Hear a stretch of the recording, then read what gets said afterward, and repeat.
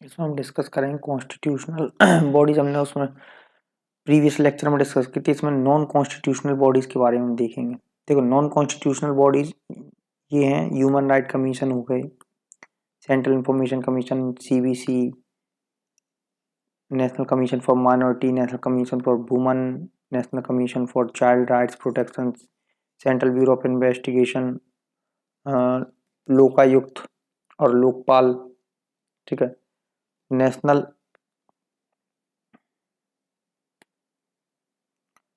Human right commission क्या है? ये 1993 का जो एक्ट था, national human right act of 1993, इसमें 3 साल 70 साल इसका टेन्योर है। एक चेयरपर्सन, 4 मेंबर, 7 एक्स ऑफिसियो। ठीक है। चीफ इंफॉर्मेशन कमिश्नर, ये आरटीआई एक्ट 2005 के तहत बना है। इसकी 3 साल 65 साल है। ठीक है। इसमें चीफ इंफॉर्मेशन कमिश्नर होता है प्लस 10 मेंबर होते हैं। किसमें? चीफ इंफॉर्मेशन कमिश्नर में, सेंट्रल इंफॉर्मेशन कमिश्नर में। 2005 के तहत बना, 3 साल 65 साल है। ठीक है। Chief information commissioner plus 10 member होते हैं। और सीबीसी कब बना? चीफ विजिलेंस कमीशन, ये फरवरी 1964 में। स्टेटरी स्टेटस 2003 में। सेंट्रल विजिलेंस कमीशन एक्ट 2003 में। 4 साल 65 साल इसकी एज है। एक कमिश्नर प्लस 2 मेंबर होते हैं। National commission for minorities, minorities act 1992 में बना। 3 साल 65 साल इसके टेन्योर है। एक चेयरमैन एक वाइस चेयरमैन होता है इसमें। National commission for women act 1990 में, ये 1992 में स्टेब्लिश हुआ। 3 साल 65 साल इसकी एज है। चेयरपर्सन 5 मेंबर प्लस एक सेक्रेटरी होता है नेशनल कमीशन फॉर वुमेन। 3 साल 65 साल है। चेयरपर्सन 5 मेंबर प्लस एक secretary. National commission for protection of child right 2005 में, स्टेब्लिश 2007 में। ठीक है। 3 साल 65 साल है। मेंबर्स के लिए 60 साल है। और ओवरऑल टाइम पीरियड 3 ईयर्स है दोनों के लिए, चेयरमैन और मेंबर के लिए। एक चेयरमैन 6 मेंबर होते हैं चाइल्ड राइट्स में। सीबीआई में क्या होता है? ये दिल्ली पुलिस एक्ट 1940 के तहत 1962 में स्टेब्लिश हुआ। हायरार्किकल सेटअप इसमें है। लोकपाल लोक एक्ट 2013 के अकॉर्डिंग 2014 में स्टेब्लिश हुआ। ठीक है। 5 साल 70 साल है। चेयरपर्सन प्लस 8 मेंबर्स है। ठीक है। अब इसमें शॉर्ट में देख लेते हैं हम जल्दी से एक रिवीजन के तौर पर। ह्यूमन राइट कमीशन 1993 में बना। 370 ऐसे हम डायरेक्ट याद कर लेते हैं। 370 जो आगे वाला होगा वो ईयर होगा, और बाद की जो इसके बाद जो है वो एज होगी। तो नेशनल ह्यूमन राइट कमीशन 1993 370, एक chairman 4 member 7 ex officio. Central information commission 2005 में, 3 साल 65 साल। Chief information commission plus 10 member. Central vigilance commission फरवरी 1964, स्टेटस 2003 में, 4 साल 65 साल। 465 है सीबीसी। एक कमिश्नर 2 मेंबर हो गया। माइनॉरिटीज में 1992 का एक्ट है, 365 है। एक चेयरमैन एक वाइस चेयरमैन एक मेंबर। वुमन का 1990 1992 में स्टेब्लिश, 365 साल। एक चेयरमैन 5 मेंबर एक सेक्रेटरी। एक commission for protection of child rights. ठीक है। Protection of child right 2005, establish 2007 में। 365 साल। मेंबर्स के लिए 60 साल। चेयरपर्सन प्लस 6 मेंबर है। CBI central information of bureau investigation, central bureau of investigation, ये दिल्ली पुलिस एक्ट 1946 बना। कब? 1962 में स्टेब्लिश हुआ। हायरार्किकल सेटअप है। ठीक है। लोकपाल लोकायुक्त 2013 एक्ट से 2014 में बना। 570 है। एक चेयरमैन 8 मेंबर। ठीक है। हम बात कर लेते हैं लोकपाल और लोकायुक्त के बारे में। लोकपाल और लोकायुक्त एक्ट जो आया वो कब आया? लोकपाल लोकायुक्त एक्ट 2013 में आया था। ठीक है। ये एंटी करप्शन एक्ट है। किसके लिए? To provide establishment of a body of Lokpal for union and Lokayukta for the state. ठीक है। यूनियन के लिए लोकपाल, लोकायुक्त स्टेट के लिए। और ये इंक्वायरी करता है मैटर्स जो रिलेटेड टू करप्शन से हैं या अगेंस्ट सर्टेन पब्लिक फंक्शनरीज जो हैं। ठीक है। जो ऑफिसर्स हैं, एडमिनिस्ट्रेटिव ऑफिसर्स हैं, पब्लिक फंक्शनरीज हैं, उनके अगेंस्ट करप्शन के चार्जेस हैं उसको देखता है। ठीक है। लोकपाल और लोकायुक्त दोनों। 1809 में इंस्टीट्यूशन ऑफ ओम्बुड्समैन, ओम्बुड्समैन के नाम से स्वीडन में पहली बार इंस्टीट्यूशन बना था। भारत में जो कॉन्स्टिट्यूशनल ओम्बुड्समैन जो था पहली बार लॉ मिनिस्टर अशोक कुमार सेन के द्वारा पार्लियामेंट में 1960 के दशक में लाया गया था। जो टर्म था लोकपाल और लोकायुक्त का, वो LM सिंघवी के द्वारा प्रस्तुत किया गया था। ठीक है,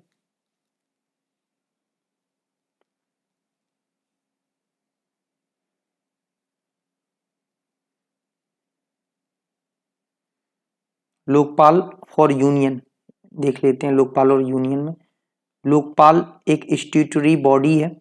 ठीक है, और कॉन्स्टिट्यूशन का कोई इसमें रोल नहीं है, स्टैट्यूटरी है, मल्टी मेंबर बॉडी होती है। इसमें एक चेयरमैन होता है, एक चेयरपर्सन होता है। जो कौन होता है चेयरपर्सन, या तो वो सर्व कर रहा हो, या रिटायर्ड चीफ जस्टिस हो भारत का, या जज हो सुप्रीम कोर्ट का, या सर्व कर रहा हो, या एक इमिनेंट पर्सन होता है, impeccable integrity and outstanding ability, having special knowledge and expertise of not less than 25 years।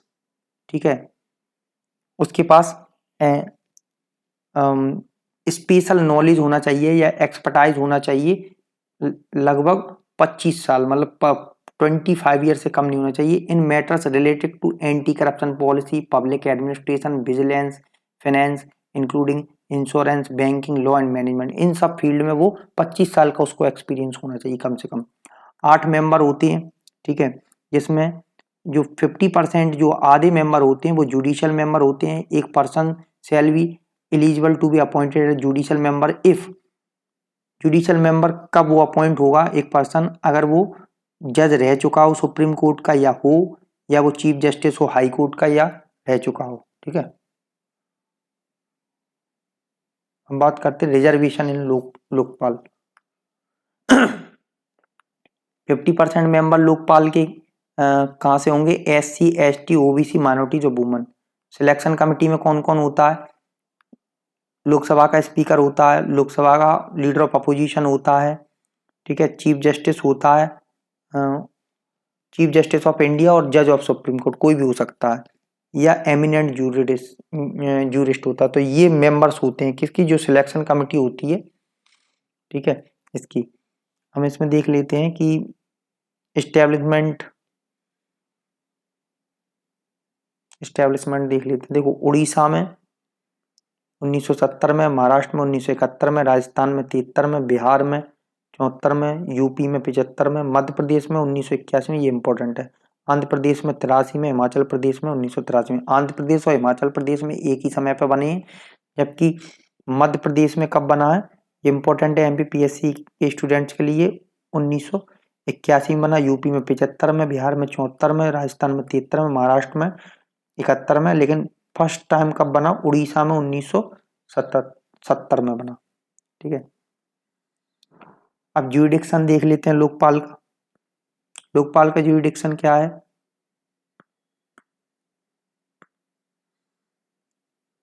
कोई भी पर्सन हु इज और has been a prime minister या मिनिस्टर ऑफ यूनियन या मेंबर ऑफ पार्लियामेंट। ठीक है,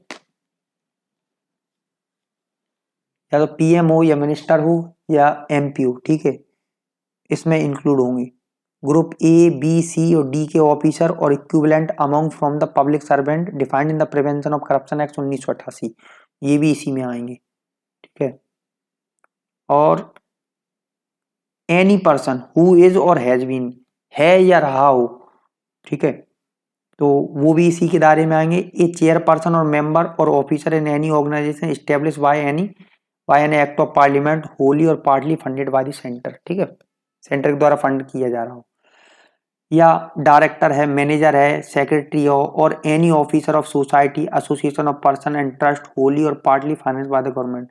director, manager, secretary और any officer of society, association of person or trust in receipt of any donation from any foreign source under the Foreign Contribution Regulation Act 2010 that receive foreign contribution above 10 lakh. Director, manager, secretary है, या any officer है society का, association of person और trust in the receipt of any donation from any foreign source under the foreign contribution regulation act 2010 that receive foreign contribution above 10 lakh.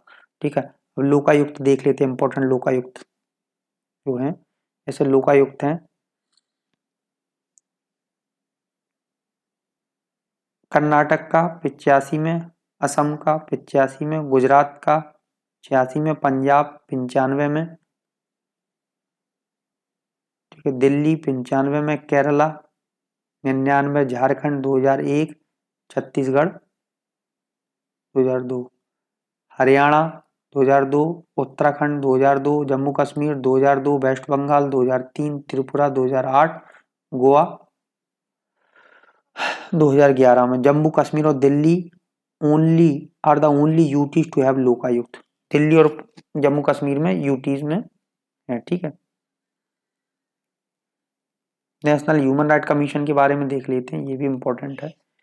इसमें कौन कौन होते हैं? 4 मेंबर होते हैं, एक चेयरपर्सन होता है, 4 मेंबर होते हैं और डीम्ड 7 मेंबर्स होते हैं। एक चेयरमैन कौन होगा? रिटायर्ड रहता है, कौन रिटायर्ड या हो, रिटायर्ड सीजीआई हो या सुप्रीम कोर्ट का जज हो, ठीक है।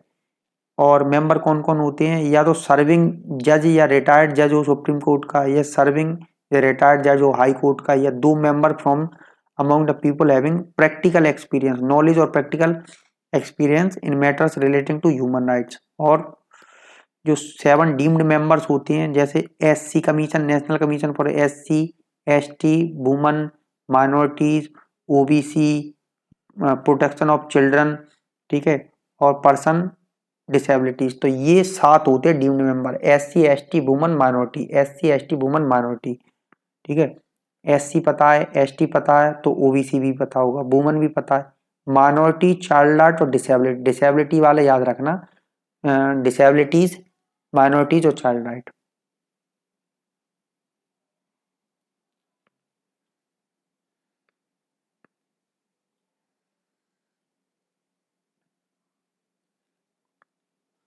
National commission human right commission स्टेटरी body के लिए 12 अक्टूबर 1993 में एक लेजिस्लेशन के द्वारा इनेक्ट किया गया था पार्लियामेंट के द्वारा, namely the protection of human right act 1993।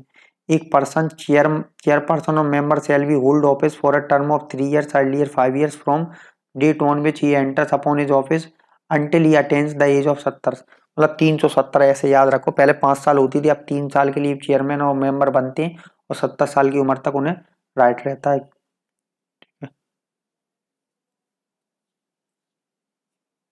और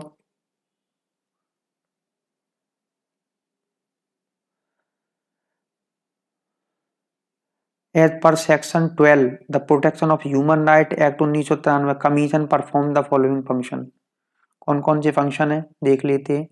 to inquire either suo motu on a petition presented by him by victim और any person on his behalf और एन ऑर्डर और direction of any court into the complaint. तो या तो वो खुद inquire कर सकता है, या सुओ मोटो ले सकता है, या कोई पेटिशन कोई विक्टिम प्रेजेंट करता है, या किसी पर्सन के द्वारा उसके बिहाफ पर की जाती है पेटिशन, या ऑर्डर आता है या डायरेक्शन आता है किसी कोर्ट का कंप्लेन में, या ह्यूमन राइट्स का अबेटमेंट या वायलेशन होता है, ठीक है, या निग्लिजेंस अनदेखी की जाती है किसी की, अगर पब्लिक सर्वेंट के द्वारा वायलेशन हो रहा है, ठीक है, तो उसमें निग्लिजेंस किया जा रहा है, या इंटरवीन हो रहा है in any proceeding involving any allegation of violence of human right pending before a court with the approval of such court, ठीक है। या ये विजिट कर सकते जेल और इंस्टीट्यूशन में under control of state government for the study of living condition of inmates and make recommendation thereon. मान लो हालत देखते हैं कि जो जेल में कैसी ह्यूमन राइट्स की कंडीशन है, कैदियों को कैसे रखा जा रहा है, तो उस केस में भी ये इंटरवीन कर सकता है। Review the safeguards provided by the constitution और any law for the time being in force for the protection of human rights and recommend measures for their effective implementation. Currently chairperson Arun Kumar Mishra हैं। State human right commission, अब इसमें बहुत अच्छा chart के form में इन्होंने दिया है। कंपोजिशन में क्या होता है, एक चेयरमैन, एक मेंबर, 2 मेंबर, 3 मेंबर, ठीक है। देखो चेयरपर्सन होता है retire chief justice of high court होता है, ठीक है, रिटायर्ड हो या जज हो हाई कोर्ट का, ठीक है, retired chief justice of high court और जज ऑफ हाई कोर्ट, ठीक है, वो चेयरपर्सन बन जाता है। या एक मेंबर होता है सर्विंग एज अ रिटायर्ड जज ऑफ हाई कोर्ट और डिस्ट्रिक्ट जज in state with minimum of 7 year experience as a district जज, 7 साल का डिस्ट्रिक्ट जज के तौर पर उसको एक्सपीरियंस हो, ठीक है, या वो रिटायर्ड जज हो हाई कोर्ट का, या डिस्ट्रिक्ट जज होगा जिसमें 7 साल का एक्सपीरियंस हो, ठीक है। Member person having practical knowledge experience in matter of human right, ठीक है। At least one member should be a woman, ठीक है।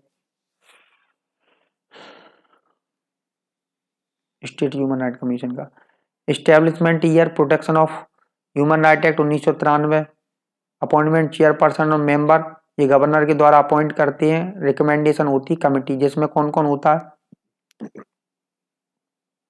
कमेटी में? चेयरपर्सन होता है कौन? Chief minister. एक मेंबर कौन कौन होता है? एक स्पीकर होता है लेजिस्लेटिव असेंबली का या स्टेट का होम मिनिस्टर होता है, ये सब मेंबर होते हैं। जो चेयरपर्सन होता है वो सीएम होता है, स्पीकर होता है लेजिस्लेटिव असेंबली का, स्टेट होम मिनिस्टर होता है, leader of opposition of legislative assembly. अगर काउंसिल है तो उसका चेयरमैन और लीडर ऑफ अपोजिशन होता है, अगर काउंसिल होती तो। टर्म क्या है? एक पर्सन चेयरपर्सन और मेंबर 3 साल के लिए होता है, ठीक है, और 70 साल उसकी उम्र तक उसका टाइम पीरियड रहता है। फिर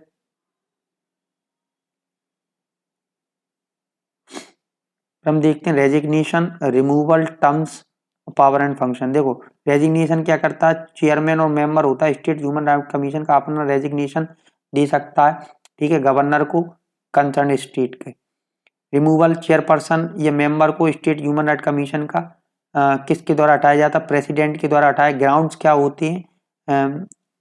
same manner as that of chairperson और any member of national human right commission. जिस प्रकार से नेशनल ह्यूमन राइट के कमीशन के हटाए जाते हैं उसी प्रकार से स्टेट ह्यूमन राइट के कमीशन के हटाए जाते प्रेसिडेंट के द्वारा। गवर्नर नहीं हटाता, अपॉइंट करता है लेकिन हटाता नहीं, हटाता यहाँ पे प्रेसिडेंट है। टर्म्स, सैलरी अलाउंस और अदर सर्विस कंडीशन ये स्टेट गवर्नमेंट निर्धारित करती है। Power function state human right commission, ठीक है। ऐसे फंक्शन परफॉर्म करता कोई भी फंक्शन नेशनल ह्यूमन राइट की तरह ही बिल्कुल। इंक्वायरी, वायोलेशन ह्यूमन राइट्स का only in respect of matter related to entries enumerated in the list second और थर्ड में in the 7th schedule of the constitution. Working of the constitution, ठीक है। The commission shall while inquiring into complaints under protection of human right act 1993 shall have the power of किसकी? Civil courts की power होती है। National human right commission और state human right commission में civil courts की power होती है। Every proceeding before the commission shall be deemed to be judicial proceeding. The function recommendatory in nature cannot entertain in any case for after the expiry of 1 year from the date of crime। मतलब 1 साल के बाद नहीं करता ये limitation है उसकी, ठीक है। और रिकमेंडरी होते हैं उसके function. State not having human right commission, Arunachal Pradesh हो गया, मिजोरम हो गया, नागालैंड हो गया, मिजोरम हो गया। अरुणाचल प्रदेश, मिजोरम, नागालैंड और मेघालय। अरुणाचल प्रदेश, मिजोरम, नागालैंड और मेघालय। अरुणाचल प्रदेश, मिजोरम, नागालैंड और मेघालय। देखो इसको याद कर लो क्योंकि ये इंपॉर्टेंट है। यहाँ पर स्टेट ह्यूमन राइट कमीशन नहीं है, ठीक है। तो नहीं है, कौन कौन से हैं ये? तो जनरली ये नॉर्थ ईस्ट ही है सारे ही। तो अरुणाचल प्रदेश भी नॉर्थ ईस्ट है, मिजोरम है, नागालैंड है, मेघालय है। MM NEP, NEP, Mizoram, Meghalaya, Nagaland, Arunachal Pradesh. अब सेंट्रल इंफॉर्मेशन कमीशन देख लेते हैं। सेंट्रल इंफॉर्मेशन कमीशन जो है 12 अक्टूबर 2005 को बना था। राइट टू इंफॉर्मेशन एक्ट 2005 के तहत बना था। ये स्टैट्यूटरी बॉडी है, ठीक है। इसका ऑब्जेक्टिव क्या है? Ensuring right to information to the citizens. Headquarter जो सेंट्रल इंफॉर्मेशन कमीशन का वो दिल्ली में है। कंपोजिशन है कमीशन का, the central information commission consist of a chief information commissioner and not more than 10 information commissioner. 10 से इंफॉर्मेशन कमिश्नर से ज्यादा नहीं होगा, एक चीफ इंफॉर्मेशन कमिश्नर होगा। ये प्रेसिडेंट के द्वारा अपॉइंट होते हैं on the recommendation of an appointment committee. Yashwardhan Kumar Sinha जो है वो करंट चीफ इंफॉर्मेशन कमिश्नर है। कंपोजिशन देख लिया हमने, इसमें करंट कंपोजिशन देख लेते हैं। जो चीफ इंफॉर्मेशन कमिश्नर है या इंफॉर्मेशन कमिश्नर है 7। भाई के सिन्हा हो गया चीफ इंफॉर्मेशन कमिश्नर, 7 हैं, 10 होने चाहिए, 7 हैं, 3 कम है। पनाजा एन शरण नीरज कुमार गुप्ता, सुरेश चंद्रा, अमित पंडो, हीरालाल समरिया, सरोज पोहानी, उदय महुरकर, ये सब है। ठीक है। Oath of formation, chief information commissioner or an information commissioner before entering upon his office make and subscribe an oath before the president or some other person appointed by the president। ठीक है। President के द्वारा ही इनको शपथ दिलाई जाती है। अगर प्रेसिडेंट नहीं है तो किसी पर्सन से, जो प्रेसिडेंट उसको अपॉइंट कर दे, तो उसके प्रेजेंस में ओथ ये लेते हैं। वजाहत हबीबुल्ला जो थे भारत के पहले चीफ इंफॉर्मेशन कमिश्नर थे। 26 अक्टूबर 2005 में इनको बनाया गया। पावर एंड फंक्शन देख लेते हैं। पावर एंड फंक्शन क्या है? पावर एंड फंक्शन, ये ड्यूटी होगी कमीशन की to receive inquire into complaint from any person who is unable to submit an information request because of non appointment of public information officer or denial of acceptance of application। अगर किसी ने application दी और उसकी सुनवाई नहीं हो रही, उसको इन्फॉर्मेशन नहीं मिल रही, तो उस केस में ये इंक्वायर कर सकता है। ठीक है। और who has been refused access to any request of information, उसने रिक्वेस्ट करी और नहीं मिल रही उसको, तो उस केस में भी कर सकते हैं। या तीसरी condition, who has not been given a response to the information request or access information within a specific time limit, एक निश्चित समय में उसको इन्फॉर्मेशन नहीं दी गई, मना कर दिया गया, तो ये भी हो सकता है। ठीक है। who has been required to pay unreasonable amount of fees, उल्टा सीधा पैसा उससे मांग लिया कि इतना पैसा दो।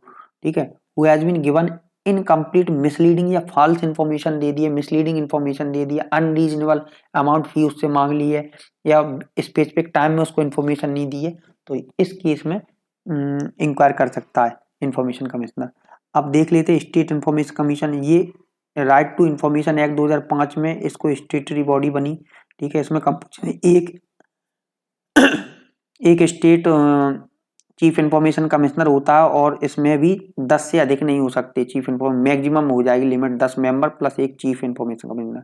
गवर्नर के द्वारा अपॉइंटमेंट होती है। Chief minister as a chairperson, leader of opposition, ये अपॉइंटमेंट कमेटी होती है, उसमें ये मेंबर्स होते हैं। Chief minister as the chairperson, leader of opposition in the legislative assembly and state cabinet minister nominated by the chief minister. 3 member होते हैं। ठीक है। अपॉइंटमेंट कमेटी में सीएम हो जाएगा, लीडर ऑफ अपोजिशन हो जाएगा, और एक अदर मेंबर हो जाएगा जो सीएम के द्वारा नॉमिनेट किया गया। Qualification, person of eminence in public life with wide knowledge and experience in law, general, mass media और administration government. They should not be a member of parliament और member of legislature of any state और union territory.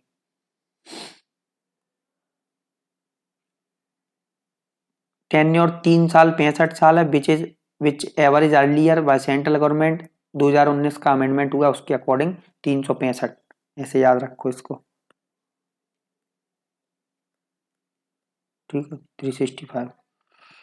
Removal की बात करें तो removal जो है, president in similar manner as chief information commissioner of the union government. Salary allowance and other service condition, chief state chief information commissioner similar to those of the election commissioner and that of the state information commissioner are similar to those of chief secretary of the state government. They can not be varied to disadvantage. ठीक है। इनकी जो chief information commissioner है, ठीक है, उसकी जो salary allowance और अदर कंडीशन होंगे वो इलेक्शन कमिश्नर के बराबर होंगी, और स्टेट इंफॉर्मेशन कमिश्नर होगा उसकी चीफ सेक्रेटरी जो स्टेट होता है उसके बराबर होती है, उनकी सैलरी चेंज नहीं होती है। ठीक है। पावर ऑफ फंक्शन, ये पावर ऑफ फंक्शन जो होते हैं वो सेंट्रल इंफॉर्मेशन कमीशन के जो होते हैं बिल्कुल सेम होते हैं। अब हम बात कर लेते हैं चीफ विजिलेंस कमीशन, ये भी इंपॉर्टेंट है।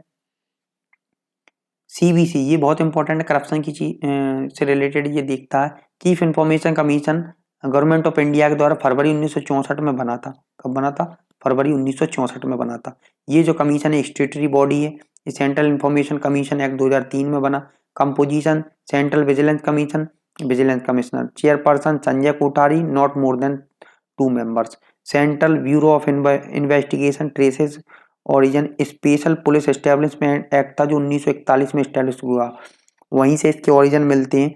ये एग्जीक्यूटिव ऑर्डर के द्वारा एस्टेब्लिश किया गया था। इसका headquarter of CBI is located at Delhi. अच्छा, यहाँ पर इन्होंने इतना सही दिया है सीबीसी के बारे में। अच्छा, ये सीबीआई, सॉरी। तो ये जो कंपोजिशन हमने देख लिया, ये स्टेटरी बॉडी है जो सेंट्रल विजिलेंस कमीशन 2003 में बना। करप्शन के चार्जेस देखता है ये, और सीबीसी इसमें एक कमिश्नर होता है संजय कोठारी, और जो विजिलेंस कमिश्नर होता है उसमें 2 से अधिक मेंबर नहीं होते। अब फंक्शन देख लेते हैं। Superintendence over the function of Delhi police establishment in so far as it relate to investigation of office alleged to the has been committed under the Prevention of Corruption Act 1988 or an offence with which a public servant may under the code of criminal procedure 1973, ठीक है, जो CrPC है 1973 उसके अंतर्गत ये offence जो उसके अंतर्गत देख सकता है। प्रिवेंशन ऑफ करप्शन एक्ट जो 1988 उसमें भी ऑफेंसेस में अगर कोई ऑफेंस करता है उसकी ये तो उसको देख सकता है, ठीक है। या डायरेक्शन देता है Delhi special police establishment, give direction to the Delhi special police establishment for the purpose of discharging the responsibility entrusted to it under the Delhi special police establishment act 1946। तो Delhi special police establishment act है 1946 को, उसके under ये direction दे सकता है Delhi police को, ठीक है। और ये इंक्वायरी कर सकता है या इंक्वायरी का कारण बन सकता है, इन्वेस्टिगेशन कर सकता है, ठीक है, सेंट्रल, ठीक है, और इंक्वायरी कर सकता है, इन्वेस्टिगेशन कर सकता है किसी भी कंप्लेन में against any official belonging to category of official, जैसे ऑल इंडिया सर्विस के हैं, यूनियन के हैं, member of UPA, all India service के हैं, यूनियन में सर्व कर रहे हैं, ग्रुप ए के ऑफिसर हैं, सेंट्रल गवर्नमेंट के specified level officer authority in central government, तो ये इसके इम्पोर्टेंट है, ठीक है, ये चीज़ है। और हमें एक्ट देख लेते हैं, दिल्ली पुलिस एक्ट, ठीक है, ये डायरेक्शन दे सकता है दिल्ली पुलिस को कि आपको ये फंक्शन डिस्चार्ज करने चाहिए, ये Delhi special police establishment act में जो दिए गए हैं। दूसरा सीआरपीसी के तहत अगर कोई क्राइम करता है या करप्शन चार्जेस हैं, ठीक है, ठीक है, पब्लिक सर्वेंट को, ठीक है, ये सब कर सकता है, ठीक है, ये आप एक बार और पढ़ लेना बस इसको, ठीक है। अब हम देख लेते हैं सीबीआई, सीबीसी देख लिया, अब हम सीबीआई देखते हैं, सेंट्रल ब्यूरो ऑफ इन्वेस्टिगेशन। जो सीबीआई है वो Delhi special police establishment act के तहत 1941 में बना था, और इसका हेडक्वार्टर सीबीआई का दिल्ली में। सीबीआई क्या है, एक प्रीमियर इन्वेस्टिगेटिंग पुलिस एजेंसी है भारत की, ठीक है। ये department of personal, ministry of personal, pension, public grievances, government of India के तहत काम करती है, which falls under the prime minister's office. However for the investigation of office under the prevention of corruption act it's superintendence based with the central vigilance commission, ठीक है। Special director और an additional director must be N IPS officer with the rank of DGP, DGP की rank का होता है, ठीक है। जो स्पेशल डायरेक्टर या एडिशनल डायरेक्टर होता है वो डीजीपी की रैंक का होता है। ऑर्गेनाइजेशन सीबीआई की क्या होती है, ठीक है, इसमें एंटी करप्शन डिवीजन होता है, इकोनॉमिक ऑफेंस डिवीजन होता है, स्पेशल क्राइम डिवीजन होता है, पॉलिसी इंटरनेशनल पुलिस का cooperation division, administrative division, directorate of prosecution, central forensic science laboratory, ठीक है। और क्राइम के इन्वेस्टिगेशन के मेनली 3 रहते हैं, एंटी करप्शन रहता है, इकोनॉमिक रहता है, एंटी करप्शन रहता है, इकोनॉमिक ऑफेंस डिवीजन रहता है, स्पेशल क्राइम रहता है, ठीक है। Anti corruption, economic offence, special crime, 3 हो गए। अब ये जो एक्स्ट्रा रहते हैं, पॉलिसी और international police cooperation division, administration division, directorate prosecution, central forensic science laboratory, ये होते हैं 4। तो टोटल कितने होते हैं इसमें, 7 होते हैं, ठीक है, सीबीआई की ऑर्गेनाइजेशन। तो ये इंपॉर्टेंट है, इसको याद रखना। जो इंपॉर्टेंट मैं बताता जाता हूँ, और ये इसमें ये department of personal, ministry of personal, public grievances, government of India, ये इंपॉर्टेंट है। इसके ट्रेसेस 1941 का जो दिल्ली स्पेशल एस्टेब्लिशमेंट एक्ट है उसके तहत है, ठीक है। और अपॉइंटमेंट ऑफ डायरेक्टर कैसे होती है, प्रायर टू लोकपाल या लोकायुक्त एक्ट 2013 का जो लोकपाल लोकायुक्त एक्ट आया उससे पहले जो सीबीआई डायरेक्टर है वो appointed according to the DSPE act 1946, DSPE act 1946 के तहत होते थे, ठीक, on the basis of recommendation by the panel comprising a CVC chairman, ठीक है, इसमें एक पैनल होता है जिसमें CVC का चेयरमैन होता है, अदर विजिलेंस ऑफिसर होते थे, होम सेक्रेटरी होता था, सेक्रेटरी डिपार्टमेंट ऑफ पर्सनल का होता था ना। Lokpal Lokayukta act 2013 govern the appointment of CBI director.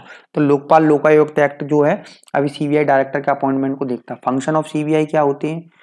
Coordinating the activities of anti corruption agencies और state police forces, investigation of cases related to corruption है, ब्राइबरी है, मिसकंडक्ट है सेंट्रल गवर्नमेंट एम्प्लॉय के द्वारा, infringement of economic and physical laws है, crime having national ramification है, can take up any public importance for investigation on request of state government, ठीक है, किसी भी केस को ले सकता है, पब्लिक इंपॉर्टेंस का होना चाहिए स्टेट गवर्नमेंट की रिक्वेस्ट पर। फिर ये केसेस जो करप्शन से रिलेटेड मिसकंडक्ट है गवर्नमेंट का, ब्राइबरी है, या इकोनॉमिक या फिजिकल लॉस को इन्फ्रिंजमेंट हो रहा है, या क्राइम्स में नेशनल या इंटरनेशनल रेमिनिफिकेशन हो रहा है, तो उस केसेस को ये दिखता है, ठीक है। ये फंक्शन, इसमें फंक्शन भी इंपॉर्टेंट है इसकी, ठीक है।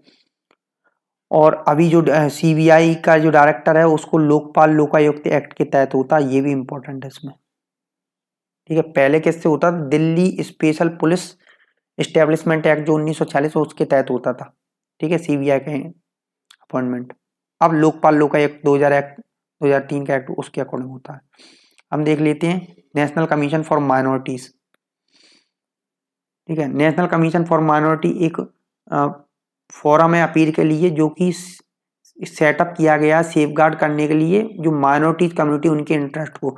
मिनिस्ट्री ऑफ माइनॉरिटी अफेयर्स के अंतर्गत ये आता है। जो कमीशन है इसमें एक चेयरमैन, एक वाइस चेयरमैन या 5 मेंबर्स होते हैं जो सेंट्रल गवर्नमेंट के द्वारा नॉमिनेट किए जाते हैं फ्रॉम अगेंस्ट द पर्सन। कहाँ से नॉमिनेट किए जाते हैं? Among the person of eminence, ability and integrity, ठीक है।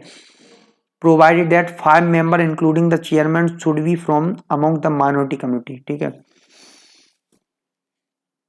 माइनॉरिटी कम्युनिटी से ही होना चाहिए 5 मेंबर्स चेयरमैन को मिलाकर। दूसरा सैयद गैरुल हसन रिजवी, ये करंट चेयरमैन है। सैयद गैरुल हसन रिजवी ये माइनॉरिटीज के चेयरमैन है। Chairman and every member hold office for a term of 3 years, 3 साल के लिए ये रहते हैं और रिजाइन कर सकते हैं ऑफिस से अपना रेजिग्नेशन सेंट्रल गवर्नमेंट को देकर, ठीक है। ये स्ट्यूटरी बॉडी है तो जनरली ये सेंट्रल गवर्नमेंट को ही देती है अपनी रेजिग्नेशन। फंक्शन ऑफ कमीशन क्या फंक्शन है? Evaluate the process of development of minorities under union or state, to monitor the working of constitutional legal safeguard, to make recommendation for the effective implementation of safeguard, looking into specific complaint regarding the deprivation of right safeguard of minorities and take such matters with appropriate authority, ठीक है। तो ये evaluate करते हैं, ठीक है, process को, development जो प्रोसेस हो रही माइनॉरिटीज के यूनियन और स्टेट्स में उसको एवेल्यूएट करते हैं, मॉनिटर करते हैं, कॉन्स्टिट्यूशनल और लीगल सेफगार्ड जो होते हैं माइनॉरिटीज के लिए, या रिकमेंडेशन देते हैं कि जो सेफगार्ड दिए हैं उनकी इफेक्टिव इम्प्लीमेंटेशन होना चाहिए, ठीक है। और जो स्पेसिफिक कंप्लेंट्स हैं, ठीक है, राइट्स जैसे किसी कर्व हो रहा है माइनॉरिटीज के, उनके सेफगार्ड को देखते हैं, ठीक है, और अप्रोप्रिएट अथॉरिटीज को वो मैटर भेजते हैं। नेशनल कमीशन फॉर वुमन देख लेते हैं। नेशनल कमीशन फॉर वुमन ये फर्स्ट कमीशन 31 जनवरी 1992 में बना था जिसमें जयंती पटनायक पहली चेयरमैन बनी थी। National commission woman is one of the significant statutory body है जो गवर्नमेंट ऑफ इंडिया के द्वारा जनवरी 1992 में बनी थी under national commission woman act of 1990 to safeguard the interest of woman in India, recommend remedial legislative measures, facilitate redressal of grievances, advise government on policy matter affecting woman, ठीक है। तो first commission कब बना? First commission अपना बना था 31 जनवरी 1992 में जिसमें मिसेस जयंती पटनायक बनी थी चेयरमैन। नेशनल कमीशन वुमेन है जो सिग्निफिकेंट स्टेटरी बॉडी है गवर्नमेंट ऑफ इंडिया के द्वारा जनवरी 1992 में बनाई गई थी। नेशनल कमीशन वुमेन एक्ट जो 1990 में था, किसके लिए? जो इंटरेस्ट है वुमन के उनको सेफगार्ड करने के लिए, और रिमीडियल लेजिस्लेटिव मेजर्स क्या कानून बनने चाहिए वुमेन्स के लिए उसके लिए, या रिड्रेसल ऑफ ग्रीवांसेस, जो भी शिकायतें उनकी उनका निराकरण करने के लिए या गवर्नमेंट को एडवाइस देने के लिए on all policy matter affecting woman, जो भी पॉलिसी वुमन को अफेक्ट करती है उसमें रिकमेंड कर सकती है। अब कमीशन में एक चेयरपर्सन होगा, एक चेयरपर्सन, 5 मेंबर, एक मेंबर सेक्रेटरी, एक चेयरपर्सन, 5 मेंबर, एक मेंबर सेक्रेटरी होता है। Provided that at least 1 member each shall be from among the person belong to SC and ST। ठीक है, प्रत्येक SC और ST से बिलोंग करना चाहिए एक मेंबर। ठीक है, और SC से एक ST से। Member secretary to be nominated by the central government, they hold office for a term of 3 years. ठीक है, मेंबर सेक्रेटरी जो होते हैं वो नॉमिनेट होते हैं सेंट्रल गवर्नमेंट के द्वारा और 3 साल के लिए उनका टेन्योर रहता है। Function of national commission for women, investigate करते हैं एंड एग्जामाइन करते हैं मैटर्स को जो कि कॉन्स्टिट्यूशनल लीगल सेफगार्ड महिलाओं से जो दिए हैं। Presentation of report related to the working of safeguard provided to the woman to be laid in parliament और स्टेट लेजिस्लेचर। ठीक है, और देख लेते हैं कॉन्स्टिट्यूशनल या legal provision related to woman या prescribe alteration and curative measure to meet any inadequate incapacity in legislation to take up cases of infringement या violation of provision rights confirmed to women under legal mechanism with relevant authority to take suo motu cognizance on matters relating to deprivation of human rights, non implementation of law, non compliance of policy, guarantee the welfare, undertakes promotional या educational research, ensuring representation of women in various fields of women funds litigations related to women। ठीक है, ये सब woman cause. हम बात कर लेते हैं इसमें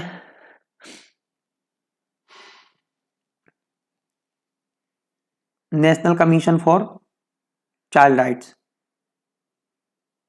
प्रियंका कानूनगो हैं अभी इसके चेयरमैन। ठीक है, कंपोजिशन, टेन्योर और रिमूवल, एक चेयरपर्सन या 6 मेंबर होंगे of which at least 2 should be woman. Chairperson of national commission for protection of child rights should be a person of eminence with outstanding work on promoting child right. ठीक है, तो एक chairperson, 6 other members जिसमें at least 2 महिलाएं होंगी।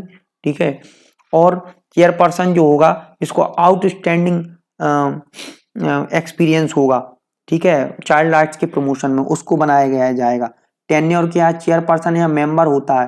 ठीक है, 3 साल के लिए अपॉइंट किए जाता है, जिनकी जो मैक्सिमम एज है वो 65 साल होती है चेयरपर्सन के लिए, 60 साल होती है मेंबर्स के लिए। 300, इसमें हम इसको याद करेंगे, 365 या 60 ऐसे, 365 या 360।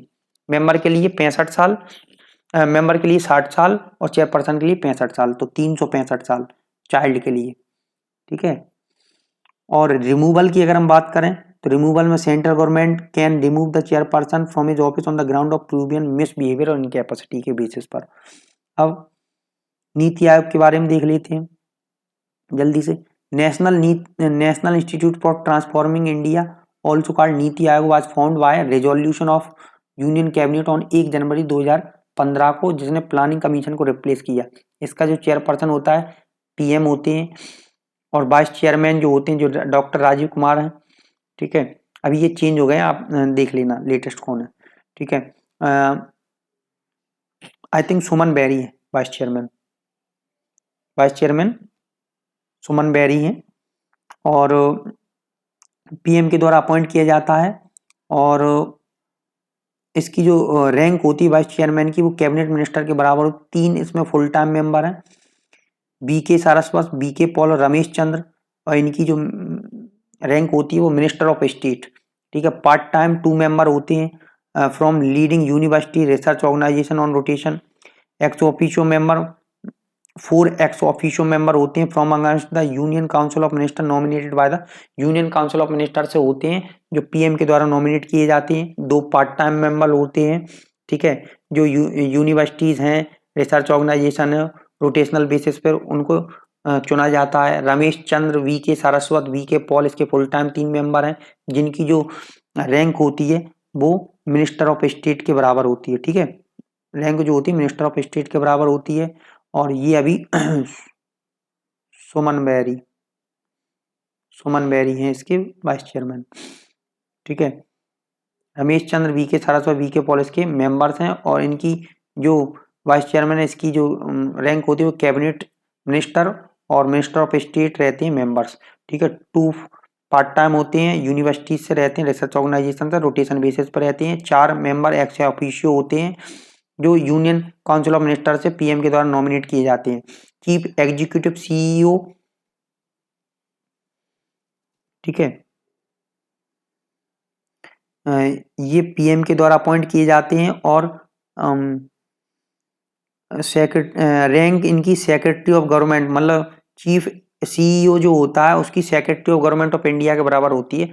अमिताभ कांत है, और अभी ये सुब्रमण्यम कोई है वो बन गए हैं। ठीक है, काउंसिल, गवर्निंग काउंसिल होती है। गवर्निंग काउंसिल में कौन कौन होता है देख लेते हैं। Governing council comprise of chief minister of all state, chief ministers of UT, UT के और सारे सीएम और यूटीज के सीएम। ठीक है, जिसमें लेजिस्लेचर है और लेफ्टिनेंट गवर्नर ऑफ ऑल, सभी लोग इसमें आ गए जनरली। इसमें सारे यूटीज के लेफ्टिनेंट गवर्नर आ जाएंगे, और जिसमें लेजिस्लेचर है वहाँ के सीएम आ जाएंगे और सारे सीएम आ जाएंगे। तो मेनली सारे सीएम और इसमें लेफ्टिनेंट गवर्नर आते हैं यूटी से। रीजनल काउंसिल देख ले। रीजनल काउंसिल किस लिए फॉर्म की जाती हैं? To address specific issues contingency impacting more than one state of a region. These will be formed for a period specific tenure. Regional council will be convened by the prime minister and comprised of chief minister of state and lieutenant governor of the UTs. These will be chaired by the chairperson of NITI Aayog और his nominee. ठीक है, these will be chaired by the chairperson of the NITI Aayog और is nominee. Special annuities देख लेते हैं। Expert special practitioner होते हैं जो रिलेवेंट डोमेन नॉलेज होती है, जो पीएम के द्वारा स्पेशल एनविटी के द्वारा नॉमिनेट किए जाते हैं। हम देख लेते हैं कि नीति आयोग को एम्स और ऑब्जेक्टिव क्या है। देखो, टीम इंडिया हब है और नॉलेज इनोवेशन हब है, ये तो इनके विंग्स हो गए। एम्स और ऑब्जेक्टिव क्या हो गया, इसको देख लेते हैं। कोऑपरेटिव फेडरलिज्म को फोस्टर करना, फॉर्मुलेशन करना प्लान्स को ग्रास रूट लेवल पर, कोऑर्डिनेशन करना इंटरमीडिएरी या हायर लेवल पर, economic policy with a focus on national security interest. ठीक है, पार्टनरशिप लोकल और ग्लोबल थिंक टैंक के साथ, provide a platform for resolution of intersectoral and inter departmental issues, focus on technological upgradation. ठीक है, technological upgradation, capacity building for providing good governance, creating knowledge based innovative entrepreneur support हो गया, innovative approach, open to feedback and criticism. ये सब इसके aims and objective हैं। Cooperative federalism को promote करना, ठीक है, प्लान्स बनाना ग्रास रूट लेवल पर या इंटरमीडिएरी या हायर लेवल पर, कोऑर्डिनेशन इस्टेब्लिश करना, इकोनॉमिक पॉलिसी पर फोकस करना जो नेशनल सिक्योरिटी इंटरेस्ट में हो, लोकल या ग्लोबल थिंक टैंक के साथ पार्टनरशिप करना, प्लेटफॉर्म प्रोवाइड कराना for resolution of intersectoral and inter departmental issues. ठीक है, टेक्नोलॉजिकल अपग्रेडेशन पर फोकस करना, capacity building for providing good governance के लिए। ठीक है, creating a knowledge based innovative entrepreneur support system, innovative approach, open to feed and criticism. ठीक है, अब law commission of India.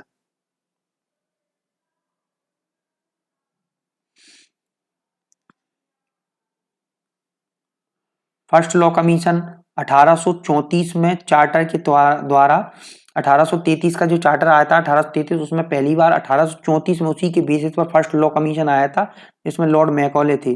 It recommended the codification of the penal code, the criminal procedure code, under which Indian penal code was drafted in 1860।